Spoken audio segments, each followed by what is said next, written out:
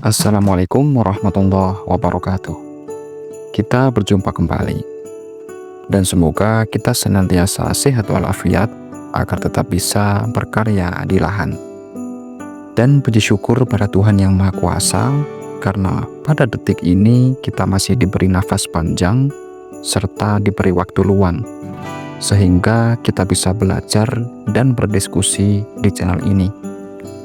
Hari ini kita akan membahas tentang jadwal pemberian pupuk daun pada tanaman cabai fase vegetatif, di mana pupuk tersebut kita berikan dengan cara spray atau semprot, karena aplikasi pupuk lewat daun juga tidak kalah penting.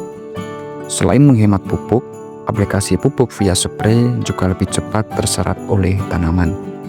Oleh karena itu, mari ikuti terus videonya sampai selesai. Jangan lupa beri dukungannya dengan cara like dan subscribe agar channel ini semakin bermanfaat. Jadi, pupuk ini kita bagi menjadi dua fase. Fase vegetatif dan fase peralihan menuju generatif. Jadi, kita bahas fase vegetatif terlebih dahulu. Dan ini dia semua pupuknya akan kita bahas satu persatu. Adapun jadwal penyepraiannya yaitu pada usia 21, 28, dan 35 HST. Yang pertama kita siapkan pupuk magnesium dan sulfur atau biasa disebut magnesium sulfat. Magnesium sulfat sering dikenal sebagai garam Epsom, memiliki sejumlah manfaat penting bagi tanaman cabai terutama selama fase vegetatif.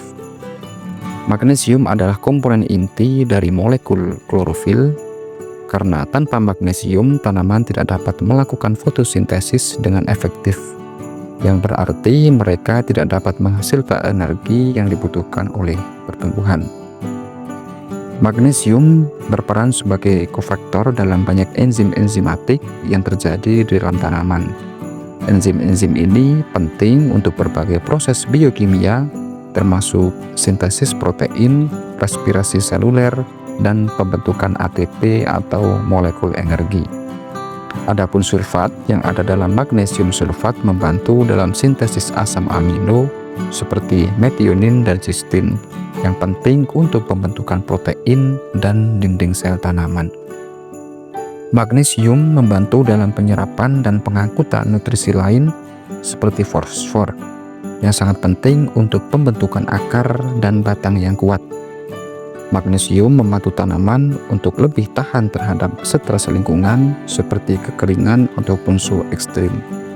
Ini meningkatkan kemampuan tanaman untuk bertahan dalam kondisi yang kurang ideal. Adapun dosis per tangki cukup kita berikan 3-4 sendok makan. Untuk merek dagang sendiri ada banyak sekali. Dari saprotan utama ada magnesium sulfat Pak Tani. Dari Merauke ada Merauke Mag S. Dari DGW ada Cakra Pandawa Mag S. Dari Yara ada Yaratera Krista Mag S. Kita bisa memilih produk yang paling mudah dijangkau. Dengan penggunaan magnesium sulfat, tanaman cabai dapat tumbuh dengan lebih sehat dan kuat selama fase vegetatif. Ini mendukung pertumbuhan daun, batang, dan juga akar secara optimal, serta meningkatkan ketahanan terhadap kondisi lingkungan yang tidak menguntungkan. Kemudian yang kedua kita siapkan pupuk dominan fosfat. Sebelumnya, pupuk fosfat ini kita berikan dengan cara dikocor pada pemupukan pertama setelah tanam, dan itu cukup 1 kali saja. Dan untuk pemakaian selanjutnya pada usia 21, 28, dan 35 HST, kita berikan dengan cara spray. Untuk penjelasan tentang pupuk ini sudah kita bahas pada video sebelumnya, jadi tidak perlu kita bahas lagi pada video kali ini.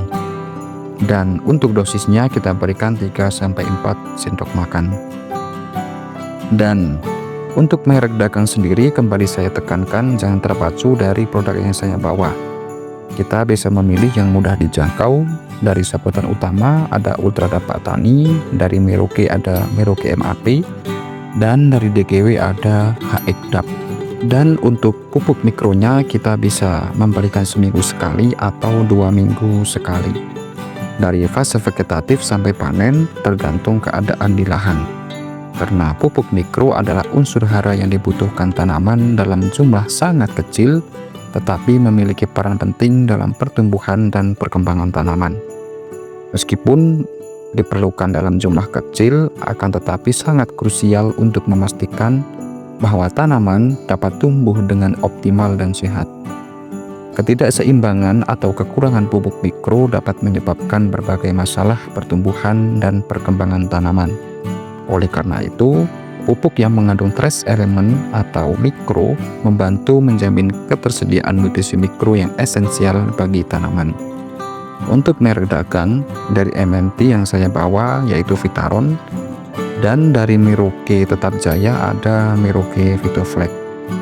Kemudian untuk asam aminonya kita berikan kedua kalinya pada usia 35 HST setelah pemberian pertama pada usia 8 HST. Karena rekomendasi asam amino sendiri maksimal hanya 4 kali dalam satu musim, jika berlebihan juga akan memberikan efek yang tidak kita inginkan. Dan untuk yang kedua yaitu fase peralihan generatif, dan ini dia pupuknya, kita bisa berikan pada usia 42, 49, dan 56 HST. Pada fase ini magnesium sulfatnya masih tetap kita gunakan, pupuk mikronya juga tetap kita gunakan, asam amino juga kita bawa.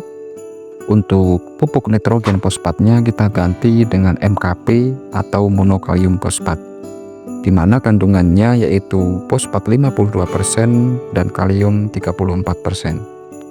Kita jangan terpacu pada satu produk saja karena merek yang saya bawa hanya sebagai contoh, dan masih banyak merek dari produsen lain yang mungkin lebih mudah dijangkau. Untuk merek dagangnya kita bisa menggunakan MKP Pak Tani dari Saputan Utama, atau Merauke MKP dari Merauke Tetap Jaya, atau HX MKP dari DGW, atau juga bisa Yaratera Krista MKP dari Yara. Dan bagi teman-teman yang belum paham apa itu MKP, saya jelaskan sedikit. MKP merupakan singkatan dari monokalium fosfat, merupakan pupuk yang mengandung fosfor dan kalium dalam bentuk yang sangat mudah diserap oleh tanaman. MKP sangat bermanfaat bagi tanaman cabai, terutama selama fase peralihan dari fase vegetatif ke fase generatif. Fosfor atau fosfat sangat penting untuk pembentukan dan perkembangan bunga serta buah. Fosfor meningkatkan proses pembungaan sehingga mendukung transisi yang lebih efisien dari fase vegetatif ke fase generatif. Fosfor juga membantu dalam pembentukan buah yang berkualitas, memastikan bahwa buah cabai yang dihasilkan lebih besar dan lebih sehat. Kemudian untuk kaliumnya berperan dalam aktivasi enzim dan proses fotosintesis. Kalium membantu dalam pembentukan energi yang diperlukan untuk proses pembungaan dan pembuahan. Kalium juga membantu dalam transportasi karbohidrat dari daun ke bagian lain tanaman, mendukung pembentukan bunga dan buah. Kalium meningkatkan ketahanan tanaman terhadap stres lingkungan seperti cuaca ekstrim atau pada saat musim hujan. Ini sangat penting selama fase peralihan tanaman membutuhkan banyak energi untuk pembungaan dan juga pembentukan buah.